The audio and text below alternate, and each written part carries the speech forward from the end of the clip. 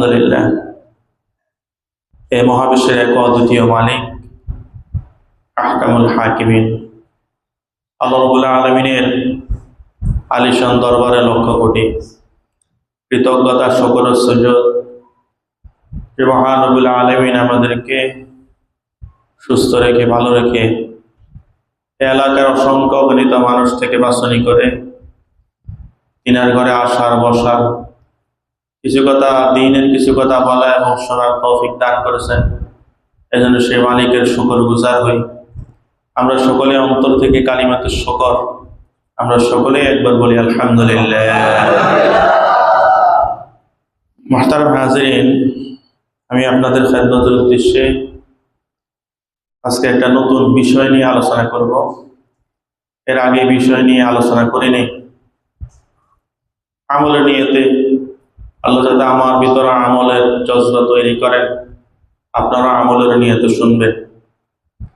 খোশ মেজাজে উপস্থিত হওয়া কি বিষয় বলেন? খোশ মেজাজে উপস্থিত হওয়া, এটা সুন্নাত। খোশ মেজাজে উপস্থিত হওয়া এটা আল্লাহর সৃষ্টির হক। কি বলছি বলেন? খোশ মেজাজে উপস্থিত হওয়া আল্লাহর সৃষ্টির কি হক। খোশ মেজাজে উপস্থিত হওয়া সুন্নাত। এই জন্য চোখ মুখ লাল করে ঘোষা নিয়ে মানুষের সামনে উপস্থিত হওয়া এটা নবী রাসূলদের আদর্শ নয়।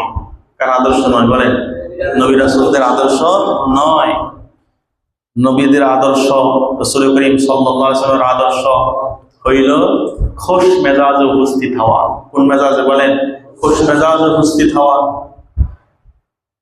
চোখ মুখ লাল করে ঘোষা নিয়ে উপস্থিত হইলে এরকম মানুষদেরকে মানুষ এড়িয়ে চলে। মানুষ এদেরকে দেখতে পারে না, যদিও সামনাসামনি সালাম দেয়, যদিও সামনাসামনি কথা বলে, কৌশল বিনিময় করে, কিন্তু অন্তরের দিক দিয়ে এদেরকে কি করে না বলে? মানুষ দেখতে পারে না। এই জন্য খোশ মেজাজে উপস্থিত হওয়া এটা আল্লাহর সৃষ্টির হক। আল্লাহর যত সৃষ্টি আছে সমস্ত সৃষ্টির সাথে খোশ মেজাজে আপনি উপস্থিত হওয়া এটা হক। এটা কি বলেন? আল্লাহর সৃষ্টির হক। এবং রাসূল করিম সাল্লাল্লাহু আলাইহি ওয়াসাল্লামের আদর্শ সুন্নাত।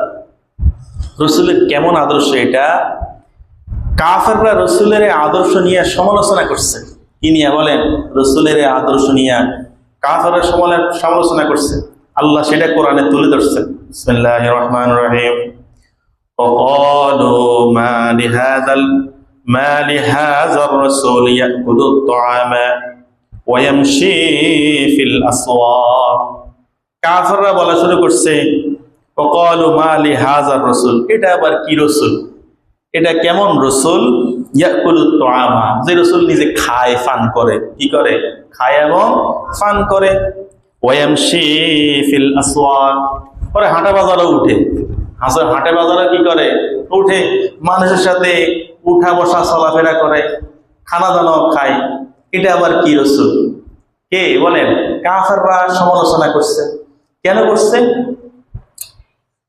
তৎকালীন যুগে আরবের নেতারা এবং যারা রাজা বাদশাহ হইতো, এরা যখন পদ পদবি পাইত, নেতা হইতো, তখন সাধারণ মানুষ থেকে এরা দূরে থাকতো। কার থেকে?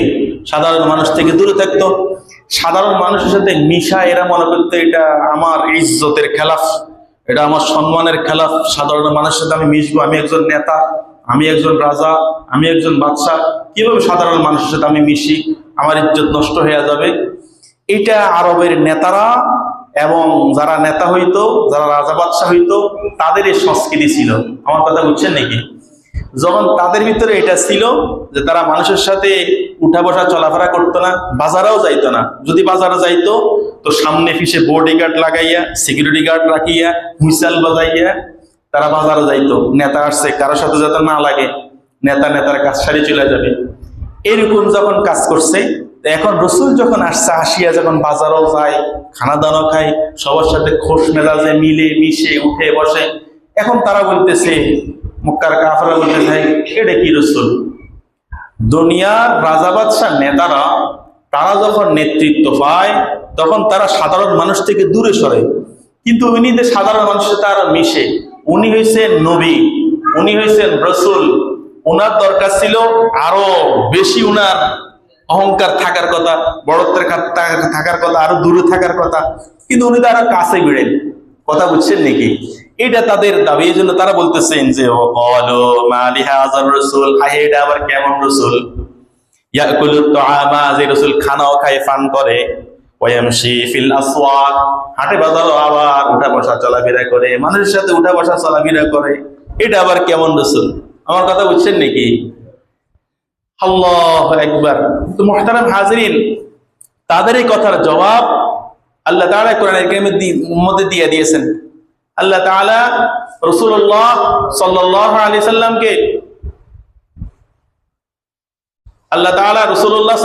সাল্লামকে মানুষের জন্য কি বানাইছেন? আদর্শ বানাইছেন, মডেল বানাইছেন।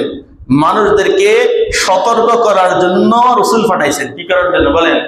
সতর্ক করার জন্য রাসূল পাঠাইছেন, আদর্শ শিখানোর জন্য রাসূল পাঠাইছেন।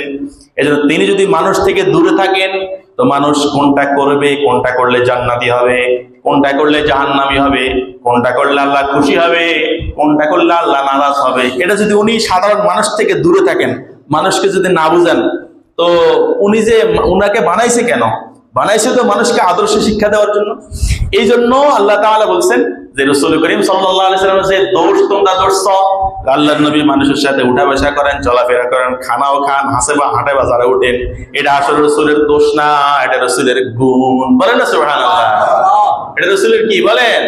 এটা রাসূলের গুণ। সুবহানাল্লাহ।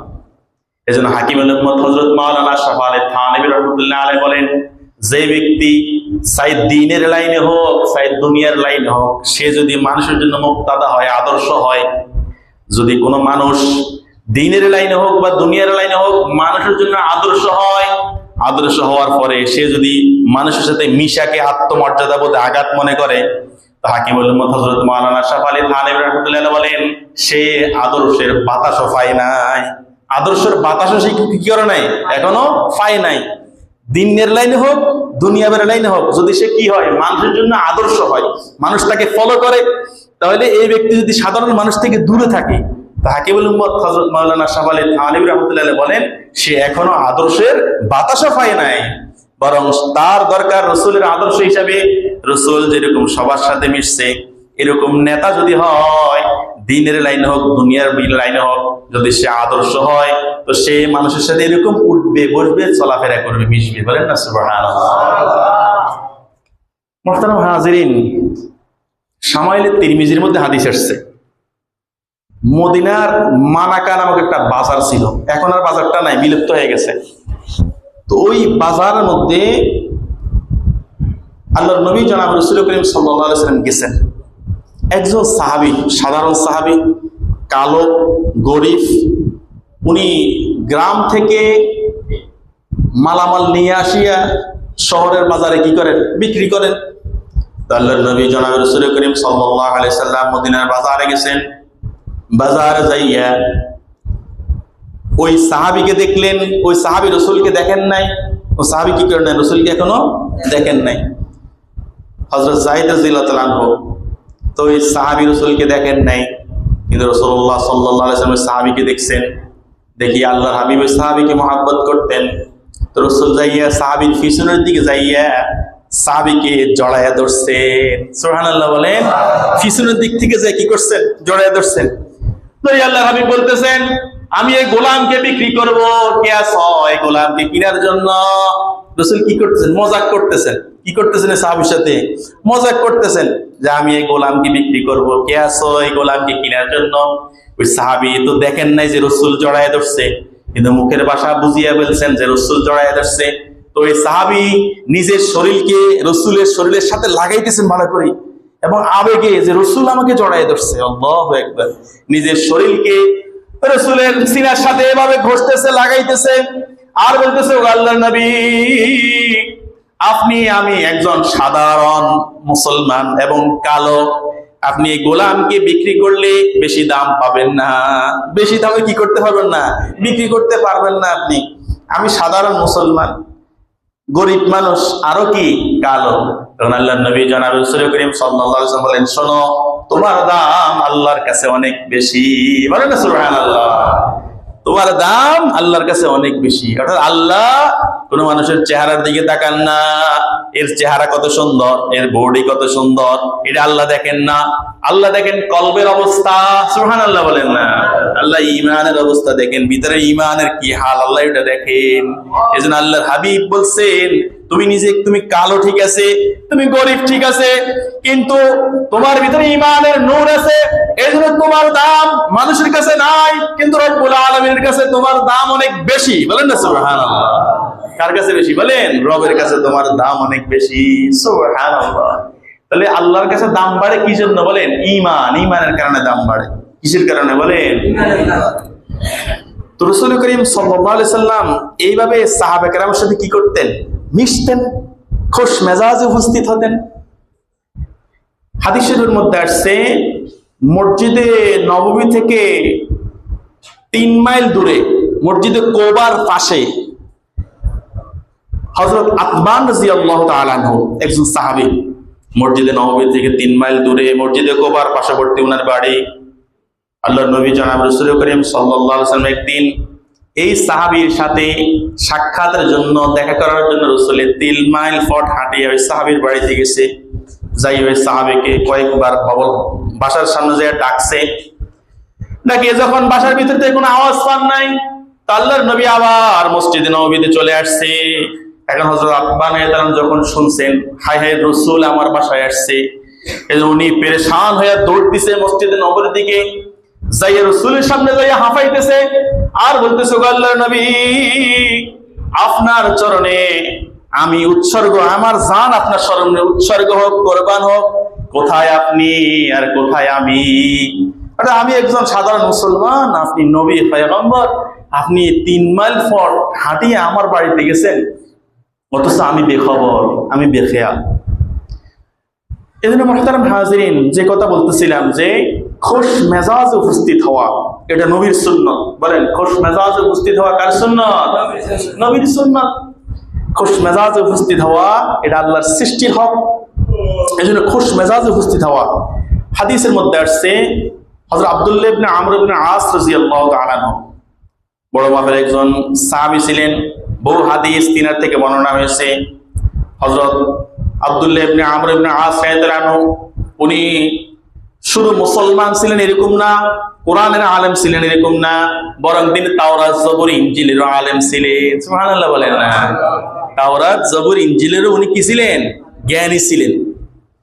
হযরত বিশিষ্ট তাবেঈ হযরত আতা ইবনে ইয়াসার রাহমাতুল্লাহি আলাইহি যখন আব্দুল্লাহ ইবনে আমর ইবনে আস রাদিয়াল্লাহু সাথে সাক্ষাৎ হইল, হওয়ার পরে হযরত আতা ইবনে ইয়াসার রাহমাতুল্লাহি আলাইহি বলতেছেন যে, আপনি তো আসমানি কিতাব তাওরাত জবুর ইনজিল এগুলা পড়ছেন, এগুলার জ্ঞান আপনার কাছে আছে, তো এই তাওরাত জবুর ইনজিলের মধ্যে রাসূলুল্লাহ সাল্লাল্লাহু আলাইহি ওয়াসাল্লাম সম্পর্কে কোনো কিছু পাইছেন কিনা একটু আমাকে বলেন। সুবহানাল্লাহ বলেন না? দেখেন, ইহুদ নাসারারা তারা তাওরাত জবুর ইনজিলকে আপন অবস্থায় রাখে নাই, তারা বিকৃতি করতে করতে, সেন্স করতে করতে আপন জায়গায় কি করে না, এটাকে রাখেন নাই। তারপরও কিছু কিছু কথা রয়ে গেছে। যেমন এই হযরত আব্দুল্লাহ ইবনে আমর ইবনে আস রাদিয়াল্লাহু আনহু উনাকে প্রশ্ন করছে হযরত আতা ইবনে ইয়াসার রাহমাতুল্লাহ আলাইহি, উনি তাবেঈ, তো বলতেছেন আপনি তো তাওরাত জবুর ইনজিলের ইলম আপনার কাছে ছিল, আছে, তো আপনি রাসূল সম্পর্কে কিছু পাইছেন কিনা? তো আব্দুল্লাহ ইবনে আমর ইবনে আস রাদিয়াল্লাহু আনহু বলেন, হ্যাঁ, আমি তাওরাতের মধ্যে রাসূলুল্লাহ সাল্লাল্লাহু আলাইহি ওয়াসাল্লাম সম্বন্ধে পাইছি যে যিনি শেষ নবী হবেন তিনি কঠোরবাসী হবেন না, বদমেজাজি হবেন না। সুবহানাল্লাহ বলেন না? উনি কঠোরবাসী হবেন না, বদমেজাজি হবেন না, তিনি বাজারের মধ্যে শোরগোল করবেন না, তিনি কোনো মানুষের কাছ থেকে মন্দের বদলা মন্দ দ্বারা নিবেন না, বরং তিনি মানুষকে ক্ষমা করে দিবেন। সুবহানাল্লাহ বলেন না? তিনি মানুষকে ক্ষমা করে দিবেন, আর তিনি ওই পর্যন্ত থাকবেন যে পর্যন্ত মানুষদেরকে দ্বীনের পথে না আনা হয়, সোজা করা না হয়। সোজা করা পর্যন্ত তিনি মানুষদেরকে সোজা করা পর্যন্ত, অর্থাৎ দ্বীনের উপরে আনা পর্যন্ত, কালিমার মধ্যে কালিমার পতাকা তলে আনা পর্যন্ত তিনি পৃথিবীতে থাকবেন। সুবহানাল্লাহ বলেন না? তাওরাতের মধ্যে আসছে। কিসের মধ্যে আসছে বলেন? তাওরাতের মধ্যে আসছে। তাহলে কি বলছে? যে উনি কঠোরবাসী হবেন না, উনি বদমেজাজি হবেন না, উনি বাজারে শোরগোল করবেন না, উনি মানুষের সাথে মন্দের বদলা মন্দ ব্যবহার কি করবেন না, বরং মন্দের বদলা ভালো দ্বারা, প্রতিহত ভালো দ্বারা মন্দের বদলা দিবেন ভালো, এবং তিনি মানুষকে ক্ষমা করবেন। মানুষকে কি করবেন বলেন? ক্ষমা করবেন। মোহতারাম হাজরিন, আমরা রাসূল করিম সাল্লাল্লাহু আলাইহি ওয়াসাল্লামের সুন্নাত,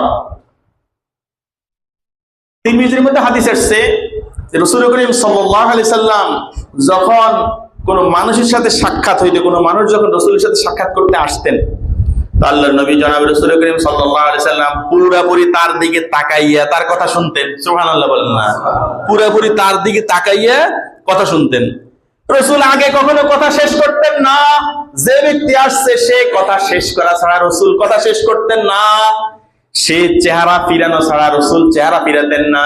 সুবহানাল্লাহ বলেন না? কি বলছি? সে চেহারা ফিরানো ছাড়া, বসেন এখানে, বসেন এখানে, বসেন। যে ব্যক্তি আসছে সে চেহারা ফিরানো ছাড়া রাসূল করিম সাল্লাল্লাহু আলাইহি ওয়াসাল্লাম কি করতেন না? চেহারা ফিরাতেন না। সুবহানাল্লাহ। শুনেন, জিনার প্রতিটা সেকেন্ড হীরার চেয়ে দামি। যিনি মানুষ, তৎকালীন যুগে মানুষকে যিনি দাওয়াতের কাজ করছেন, তালিম দিয়েছেন, মানুষদেরকে জান্নাতের পথে, সারা পৃথিবীর সমস্ত মানুষদেরকে জান্নাতের পথ দেখাইছেন, তিনার প্রতিটা সময় কত দামি। তো তিনার এই অবস্থা, তিনি যখন কোনো মানুষের সাথে কথা বলতেন পুরি তার দিকে ফিরে কথা বলতেন। আমরা যদি আমাদের কোনো নেতা ওয়ার্ডের নেতা হয়, আমাদের জেলার নেতা হয়, তো তার ব্যস্ততার কোনো শেষ নাই। মানুষ গেলে তো সে ঠিক মতো মনোযোগ দিয়ে কথা শোনে না। ডাক্তারের কাছে গেলে, সদর ডাক্তারের কাছে যাবেন, সরকারি ডাক্তারের কাছে যাবেন, সে মনোযোগ দিয়ে কথা শুনবে না। আপনি বলবেন, বলিয়ে তৃপ্তি পাবেন না। কি বলেন? কথা ঠিক না বেটি? কথা বলিয়ে তৃপ্তি পাওয়া যায় না, মনোযোগ দিয়ে কথা শোনে না, এত ব্যস্ত তিনি। কিন্তু রাসূল করিম সাল্লাল্লাহু আলাইহি সাল্লাম, জিনার মতো নেতা পৃথিবীতে আর কেউ হবে না, জিনার মতো ডাক্তার আর পৃথিবীতে কেউ হবে না, জিনার মতো নবী আর পৃথিবীতে কেউ আসবে না। তিনি যখন কোনো মানুষের সাথে কথা বলতেন তো পুরোপুরি তার দিকে ফিরে মনোযোগ দিয়া তার কথা শুনতেন। সুবহানাল্লাহ। এবং তিনি আগে কথা শেষ করতেন না। আমরা তো আগে কথা, ভাই তাড়াতাড়ি কোন, আমার তাগাদা আছে, বলেনি, কথা বলেন না, আমার ব্যস্ত চাপে, তাড়াতাড়ি বলেন। আর যদি আপনার কথা লম্বা থাকে এখন বলিয়েন না, আপনি ওই সময় আসেন, আমরা বলি, আমি বলি। কিন্তু রাসূল করিম সাল্লাল্লাহু আলাইহি ওয়াসাল্লাম কি বলতেন? উনি যে আসছে সে কথা শেষ করা ছাড়া রাসূল কথা শেষ করতেন না। সে চেহারা ফিরানো ছাড়া রাসূল আগে চেহারা ফিরাতেন না। সুবহানাল্লাহ বলেন না? সেই চেহারা ফিরানো ছাড়া রাসূল আগে চেহারা ফিরাতেন না। এটা বলতে সহজ, কিন্তু করাটা বড় কঠিন। করা কঠিন, বলা সহজ। বলেন, বলা কি সহজ, করা কি কঠিন। এই জন্য এই আমল, এই হাদিসগুলো বলা আমলের জন্য, আমল করার চেষ্টা করি। যখন কারোর সাথে কথা বলবো পূর্ণ মনোযোগ দিয়ে কথা শুনবো। যে আমার কাছে আসছে সেই কথা শেষ করা ছাড়া আমি কথা শেষ করব না। আবার কিছু মানুষ আছে এমন আকলহীন, মানে একটা মানুষের সাথে কথা বলতে আসছি, আমার বুঝতে হবে যে আসলে তার কোনো ব্যস্ততা আছে কিনা, আমি এত লম্বা কথা তার কাছে বলতে পারবো কিনা। তার ব্যস্ত থাকলে লম্বা কথা না বলিয়া যতটুকু বলা যায়, 100 কথার ভিতরে গোলাইয়া যতটুকু বলিয়া কথাটা উপস্থাপন করা যায় ততটুকু বলা, ঠিক আছে না? কিন্তু আমার যে শুরু হয়েছে, সুর বলতেছি, উনার তো ব্যস্ততা আছে। এগুলো খেয়াল রাখা যে আমি যার সাথে কথা বলতে গেছি উনার ব্যস্ততা আছে কিনা, লম্বা কথা উনি আবার শুনতে পারবে কিনা, ঠিক আছে না? এই জন্য এই রাসূলের এই সুন্নতের আমল। তো শুনেন, বলতেছিলাম যে আল্লাহর নবী জনাব রাসূল করিম সাল্লাল্লাহু আলাইহি ওয়াসাল্লাম স্বভাব, উনি মন্দকে মন্দ দ্বারা প্রতিহত করতেন না, বরং উনি কি করতেন? ক্ষমা করে দিতেন। আমরা রাসূলের টুপির সুন্নত আমাদের জানা আছে, আল্লাহর নবী জনাব রাসূল করিম সাল্লাল্লাহু আলাইহি ওয়াসাল্লাম দাড়ির সুন্নত আমাদের জানা আছে, রাসূলের পাঞ্জাবির সুন্নত আমাদের জানা আছে, রাসূলের মেসওয়াকের সুন্নত আমাদের জানা আছে, মসজিদে ঢোকার সুন্নত আমাদের জানা আছে, মসজিদ থেকে বের হওয়ার সুন্নত আমাদের জানা আছে, ডান হাতে খাওয়ার সুন্নত আমাদের জানা আছে। কিন্তু মন্দকে মন্দ দ্বারা নয়, মন্দকে ভালো দ্বারা প্রতিহত করা, মন্দর বদলায় মাফ করে দেওয়া, এটা রাসূলের সুন্নাত। সুবহানাল্লাহ বলেন না? এটা রাসূলের কি বলেন? সুন্নাত। শুধু মেসওয়াক করা সুন্নাত না, শুধু ডাইন পা দিয়ে মসজিদে ঢোকা সুন্নাত কি না, এগুলো সুন্নাত। বরং মন্দকে মন্দ দ্বারা নয়, বরং মন্দকে ভালো দ্বারা, যে মন্দ আচরণ করছে তাকে ক্ষমা করে দেওয়া, এটা রাসূলের সুন্নাত। বলেন, এটা রাসূলের কি? কথা বলেন, এটা রাসূলের সুন্নাত। সহিহ বুখারীর মধ্যে হাদিস আসছে, আল্লাহর নবী জনাব রাসূল করিম সাল্লাল্লাহু আলাইহি ওয়াসাল্লাম ইরশাদ করেন, আত্মীয়তা সম্পর্ক রক্ষাকারী কে? তো রাসূল বলেন, যার সাথে আত্মীয় খারাপ আচরণ করে। কি বলছি বলেন? যার সাথে তার আত্মীয় কি আচরণ করে, যার সাথে তার আত্মীয় খারাপ আচরণ করে, খারাপ আচরণ করার সত্ত্বেও সে তার সাথে ভালো আচরণ করে, এই হলো আত্মীয়তার সম্পর্ক রক্ষাকারী। সুবহানাল্লাহ বলেন না? কি বলছে আল্লাহ নবী? বুখারীর মধ্যে আসছে, আত্মীয়তার সম্পর্ক রক্ষাকারী ওই ব্যক্তি যে আত্মীয়তার সাথে খারাপ আচরণ করে, খারাপ আচরণ করা সত্ত্বেও সে আত্মীয়ের সাথে ভালো আচরণ করে, এই হলো আত্মীয়তার সম্পর্ক রক্ষাকারী। সুবহানাল্লাহ বলেন না? সুবহানাল্লাহ। দারুল উলুম দেওবন্দ, ভারতের দারুল উলুম দেওবন্দের এক সময়ের মুহতামিম, মহান এক সময়ের পরিচালক হযরত মাওলানা রফিউদ্দিন রহমতুল্লাহ আলাইহি আল্লাহ ওয়ালা মানুষ ছিলেন। দারুল উলুম দেওবন্দের প্রধান পরিচালক ছিলেন, যেটাকে মুহতামিম বলা হয়।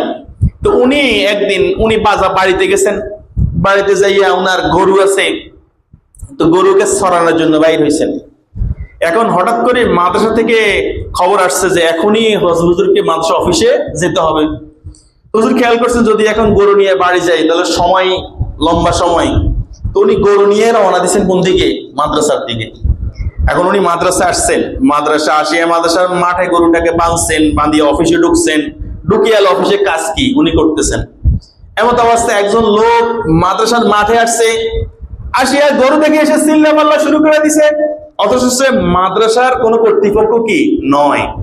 যিনি গরু নিয়ে আসছেন উনি মাদ্রাসার মহান পরিচালক, উনি কি বলেন? পরিচালক, মুহতামিম। উনি গরু নিয়ে আসি মাঠে বাঁধছে। এখন এলো কিছু মানুষের স্বভাব হচ্ছে তো চিল্লানো, বলেন কিছু মানুষের স্বভাব খাসলত কি? চিল্লানো। মনে করে চিল্লালে এতে বালা, বরং চিল্লালে কি সেতে চিল্লালে এতে মনে করে বালা, মানুষ এতে বালা কম। কিন্তু আসলে যে চিল্লানোর দ্বারা তার ইজ্জত নষ্ট হয়, তার সম্মান নষ্ট হয়, মানুষের কাছে ফাতরা হয়, এই জিনিস সে বুঝে না। কি বলেন? কথা ঠিক না বেটে? এখন যেখানে চিল্লানোর দরকার ওখানে চিল্লাতে, যেখানে চিল্লানোর দরকার নয় ওখানে চিল্লালে মানুষ কেবল পাগল। চিল্লানোর দরকার নাই, এখানে চিল্লেন। আমার কথা বুঝছেন নাকি? এখন এই লোকটাও সে মাদ্রাসা কোনো কর্তৃপক্ষের লোক না, এখানে সে চিল্লাতেছে এখানে গরু বাঁধছে কে? কে মাদ্রাসা মাঠে গরু বাঁধলো? কেন গরু বাঁধা হয়েছে? এখন ওই ছাত্ররা বলতেছে মুহতামিম সাহেবের গরু। মুহতামিম সাহেব কি মাদ্রাসাটাকে গোয়ালঘর বানাইলো নাকি? এটা কি গোয়ালঘর পাইছে নাকি? মুহতামিম সাহেবের বাড়ির আঙ্গিনা নাকি এটা? এটা মাদ্রাসার আঙ্গিনা, মাদ্রাসার মাঠে উনি গরু বাঁধলেন কেন? ওই যে একটা কথা আছে, মাত্র কি যাই 10 বেশি, এরকম। এখন শুরু করছে মুহতামিম সাহেব মাদ্রাসার ভিতরে অফিসে কাজ করতেছে, খুব চিল্লাইতেছে।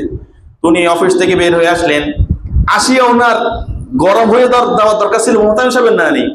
এখন উনি রাগকে হজম করে ফেললেন, বলতেছেন ভাই হ্যাঁ আমার অন্যায় হয়ে গেছে, গরুটা মাদ্রাসার মাঠে আনিয়ে বাঁধা এটা আমার অন্যায় হয়ে গেছে, গরুটা আমার, মাঠটা মাদ্রাসার, এখানে আনিয়ে বাঁধা আমার অন্যায় হয়ে গেছে, আপনি থামেন ভাই আমার ভুল হয়ে গেছে, আপনি থামেন আমার কি হয়ে গেছে?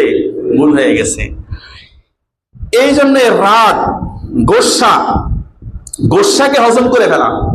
হাদিস শরীফের মধ্যে আসছে, মুসনাদ আহমেদের মধ্যে হাদিস আসছে, আল্লাহর নবী জনাব রাসূল করিম সাল্লাল্লাহু আলাইহি ওয়াসাল্লাম ইরশাদ করেন, আল্লাহর কাছে সবচাইতে প্রিয় ঢোক, আল্লাহর কাছে সবচাইতে প্রিয় ঢোক কোনটি?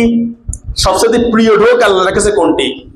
আল্লাহর নবী জনাব রাসূল করিম সাল্লাল্লাহু আলাইহি ওয়াসাল্লাম ইরশাদ করেন যে মানুষ যতগুলা ঢোক গলাধকরণ করে, যতগুলা ঢোক সে গিলে, এই সমস্ত ঢোকের মধ্যে আল্লাহর কাছে প্রিয় ঢোক হইল গোস্সার ঢোক। গোস্সার সময় নিজেকে হজম করা। সুবহানাল্লাহ বলেন না?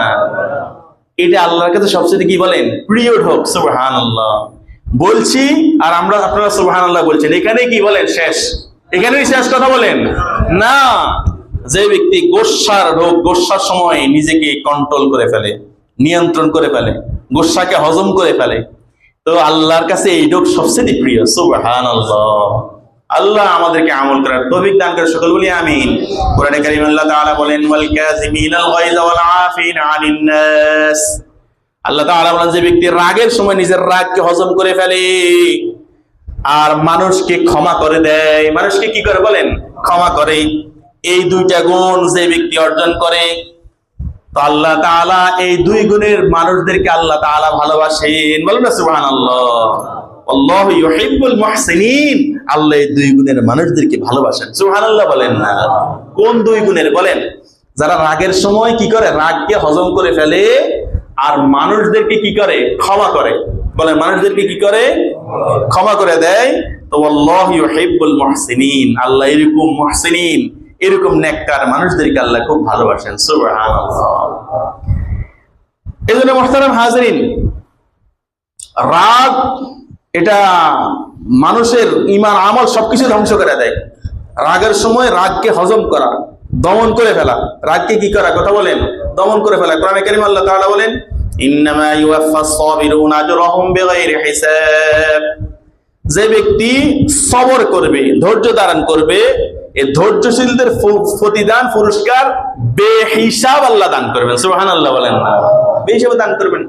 এই জন্য যে ব্যক্তি রাগ হজম করে মানুষকে ক্ষমা করবে, ক্ষমার গুণ অর্জন করবে, তো হাদিসের মধ্যে আসছে আল্লাহ তাআলা তখন বলেন যে আমার এই বান্দা এই ব্যক্তিকে ক্ষমা করছে, অথচ তার চাইতে ক্ষমার যোগ্যতা আমার বেশি। সুবহানাল্লাহ বলেন না, তার চাইতে ক্ষমার যোগ্যতা আমার বেশি। সে তার ভাইকে ক্ষমা করছে, তার চাইতে ক্ষমার যোগ্যতা আমার বেশি, যা আমি তাকে ক্ষমা করে দিলাম। সুবহানাল্লাহ, তাকে আমি মাফ করে দিলাম। সুবহানাল্লাহ। এই জন্য মুহতারাম হাজিরিন, আমরা দাড়ির সুন্নত, টুপির সুন্নত, পাঞ্জাবির সুন্নত, মসজিদে ডাইন পা দিয়ে ঢোকার সুন্নত, বাম পা দিয়ে বাইর হওয়ার সুন্নত, এই সুন্নতগুলো আমরা জানি। কিন্তু মন্দকে মন্দ দ্বারা নয়, বরং মন্দকে ভালো দ্বারা প্রতিহত করা এবং ক্ষমা করার গুণ অর্জন করা, এটা হচ্ছে সবচেয়ে উত্তম সুন্নত। বলেন এটা কি সবচেয়ে কি উত্তম? রাসূলের সুন্নত। এই জন্য মন্দকে মন্দ দ্বারা নয়, বরং ভালো দ্বারা প্রতিহত করা এবং ক্ষমা করে দেওয়ার গুণ অর্জন করা। আপনাদেরকে একটা মজার ঘটনা শুনাই। হযরত মুআবিয়া রাদিয়াল্লাহু তাআলা আনহুর জামানায় দুইজন মুসলমান ঝগড়া লাগছে। এই ঝগড়ার ভিতরে একজনে ঘুষা দিয়ে আরেকজনে দাঁত ফালাই দিছে। এখন যার দাঁত ফালাইছে আহত ব্যক্তি, যে ঘুষা দিচ্ছে তাকে ধরিয়া হযরত মুআবিয়া রাদিয়াল্লাহু আনহুর দরবারে নিয়ে আসছে। আসার পরে হযরত মুআবিয়া রাদিয়াল্লাহু আনহুকে বলতেছেন যে আপনি এটার বিচার করেন, আমি দাঁতের বদলে দাঁত চাই, বিচার এটাই করবেন। আমি কিসের বদলে কি চাই? দাঁতের বদলে দাঁত চাই, আর অন্য কোনো বিকল্প বিচার কি নাই, আপনি বিচার করে দেন। হযরত মুআবিয়া রাদিয়াল্লাহু আনহু বিস্তারিত উভয়জনের কথা শুনলেন, বাদী বিবাদী উভয়জনের বক্তব্য কি শুনলেন। ইসলাম শরীয়তের মূল বিচার সুন্নত হলো এটাই, বাদী বিবাদী উভয়ের কথা কি আগে কি শোনা। কিন্তু আমাদের কিছু বিচারক আগে একজনের কথা শুনি বেশ কাপড় চোপড় গরম, এরপরে বিচার শুরু। কি বলেন? এটা বিচার না, আগে উভয়ের বক্তব্য শোনা। উভয়ের বক্তব্য কি কথা বলেন শোনা। এখন হযরত মুআবিয়া রাদিয়াল্লাহু আনহু যখন উভয়ের বক্তব্য শুনলেন, শুনিয়া এবার হযরত মুআবিয়া রাদিয়াল্লাহু আনহু যার দাঁত ফেলছে আহত ব্যক্তি, তাকে বলতেছে, ভাই শোনো, তোমার দাঁত ফেলছে সে ঘুষা দিয়া, এর বিনিময় তোমাকে তার থেকে জরিফানা করবো, জরিফানা নিয়ে নাও। তুমি যদি ঘুষা দিয়া তার দাঁত ফালাইয়া দাও, এতে তোমার দাঁত আর যথাস্থানে লাগবে না। লাগবে না কথা বলেন? এখানে আর দাঁত লাগবে না, দাঁত ফুড়ে গেছে, তার ভুল হয়ে গেছে, অতএব তুমি তাকে ক্ষমা করে দাও এবং এর তোমার যে দাঁত ফালাইছে এর বদলা তার থেকে জরিমানা কি নিয়ে নিব। এখন ওই লোক বলেন, না আপনি যত কথা এখন, আমি দাঁতের বদলে কি চাই? দাঁত চাই। সে আমার দাঁত ফালাইছে, আমিও দাঁত ফালাবো, এটা ছাড়া বিকল্প কোনো বিচার আমি কি মানি না। এবং মুআবিয়া রাদিয়াল্লাহু আনহু যত বুঝাইতেছেন সে কি করতেছে না, বুঝতেছে না। পাশেই হযরত আবু দারদা রাদিয়াল্লাহু তাআলা আনহু বসা। হযরত আবু দারদা রাদিয়াল্লাহু তাআলা আনহু এখন ওই আহত ব্যক্তিকে উনি ডাকলেন, ডাকিয়ে বললেন, শোনো, তোমাকে আমি একটা হাদিস শোনাই। আল্লাহর নবী জনাব রাসূল করিম সাল্লাল্লাহু আলাইহি ওয়াসাল্লাম বলেন, যে ব্যক্তি আরেক ব্যক্তিকে যদি আহত করে, তা আহত ব্যক্তি যদি সে আহত করছে তাকে যদি ক্ষমা করে দেয়, তা আল্লাহ তাআলা ওই দিন তাকে ক্ষমা করে দিবেন যেই দিন তার ক্ষমার বড় প্রয়োজন দেখা দিবে। সুবহানাল্লাহ বলেন না?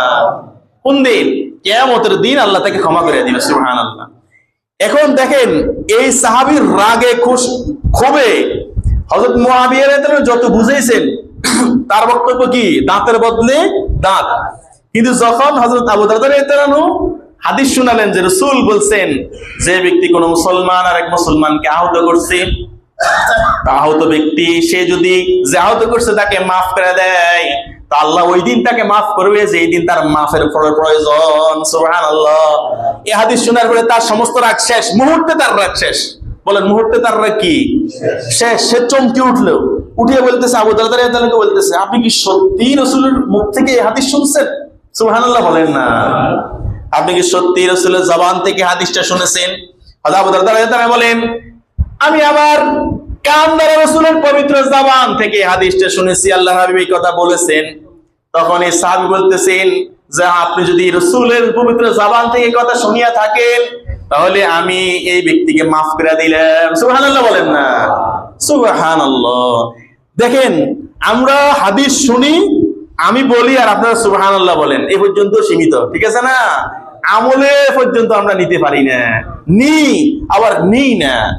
কিন্তু সাহাবা কেরাম দেখেন, উনি রাগ 100তে 100, উনার মেজাজ গরম, উনি দাঁতের বদলে দাঁতে নিবে, কিন্তু যখন রসুলের এই হাদিসটা শুনছেন, সাথে সাথে উনি হাদিসটা আমলে নিয়ে গেছেন, নিয়ে ভাইকে ক্ষমা করে দিয়েছেন। সুবহানাল্লাহ বলেন না?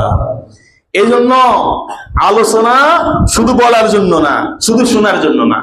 শুধু বলা আর শুধু শোনার জন্য আলোচনা না। আরেকজন বলছিলাম, শুধু খুতবা পড়িয়ে নামাজ পড়লে জুমা হয়ে যায়। তাহলে আলোচনা কেন? আলোচনা আমার নিজের সংশোধনের জন্য, আপনাদের সংশোধনের জন্য, ঠিক আছে না? এই জন্য আলোচনা নেওয়ার জন্য বসেন, শুধু বলার জন্য না। তা আজকের আলোচ্য বিষয় খোশ মেজাজে উপস্থিত হওয়া। কোন মেজাজে বলেন? মুসলমান আর এক মুসলমানের সামনে খোশ মেজাজে উপস্থিত হবে, এটা সুন্নাত। খোশ মেজাজে উপস্থিত হওয়া এটা সৃষ্টির হক, আল্লাহর সৃষ্টির কি বলেন? হক। এই জন্য মুসলমান অপর মুসলমানের সামনে যাবে তো হাসি মুখে খোশ মেজাজে উপস্থিত হবে। আজকে আমরা যারা স্বামী আছি, আমরা স্ত্রীর সামনে খুব গরম মেজাজ নিয়ে যাই, আবার বহু স্ত্রী আছে স্বামীর সামনে বড় মেজাজ রাগ নিয়ে এসে উপস্থিত হয়। আসলে না কথা বলেন? এরকম প্রত্যেকটা জায়গায় চলে না। খোশ মেজাজে উপস্থিত হওয়াটা রাসূলের সুন্নাত। উগ্র মেজাজে উপস্থিত হওয়া এটা কোনো মুসলমানের কাজ না, এটা নবী রাসূলের আদর্শ কি বলেন না। আল্লাহ তাআলা আমাদের সকলকে যে কথাগুলো বললাম আমলে পরিণত করার তৌফিক দান করে, সকল বলি আমিন। সুবহানাল্লাহি ওয়া বিহামদিহি, সুবহানাকাল্লাহুম্মা ওয়া বিহামদিকা, আশহাদু আল্লা ইলাহা ইল্লা আনতা, আস্তাগফিরুকা।